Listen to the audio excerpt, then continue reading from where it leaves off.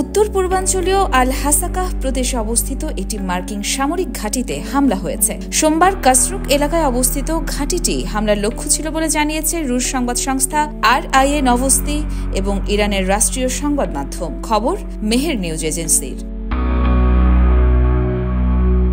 তবে হামলাটি কোথা থেকে চালানো হয়েছে বা কারা এর পেছনে রয়েছেন সে বিষয়ে বিস্তারিত কিছুই জানানো হয়নি।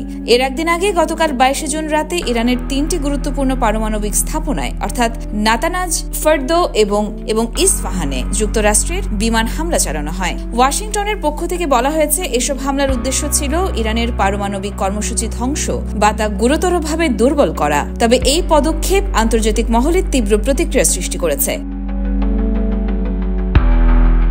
ইরানের পররাষ্ট্রমন্ত্রী আব্বাস আরঘাচি বলেছেন, কূটনীতির দরজা সর্বদা খোলা থাকা উচিত, কিন্তু এখন তা নয়। যুক্তরাষ্ট্রই কূটনীতির সাথে বিশ্বাসঘাতকতা করেছে। তিনি আরও হুঁশিয়ার করে জানান, ইরান তার নিরাপত্তা সার্বভৌম স্বার্থ রক্ষায় সকল প্রকার ব্যবস্থা নিতে প্রস্তুত। রাশিয়া এ হামলার নিন্দা জানিয়ে বলেছে, এটি আন্তর্জাতিক আইন, জাতিসংঘ সনদ এবং নিরাপত্তা পরিষদের প্রস্তাবের সরাসরি লঙ্ঘন। মস্কো আন্তর্জাতিক পরমাণু শক্তি সংস্থার কাছ থেকে এ ঘটনার সৎ ও নিরপেক্ষ প্রতিক্রিয়া প্রত্যাশা করছে।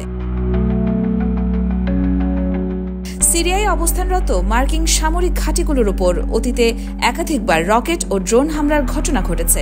ইরানপন্থী সশস্ত্র গোষ্ঠীগুলোর উপর এসব হামলার দায় দেওয়া হলেও অনেক ক্ষেত্রেই হামলাকারীদের পরিচয় নিশ্চিত করা যায়নি। ইয়োরমা শায়ের জাহান, দেশকাল নিউজ।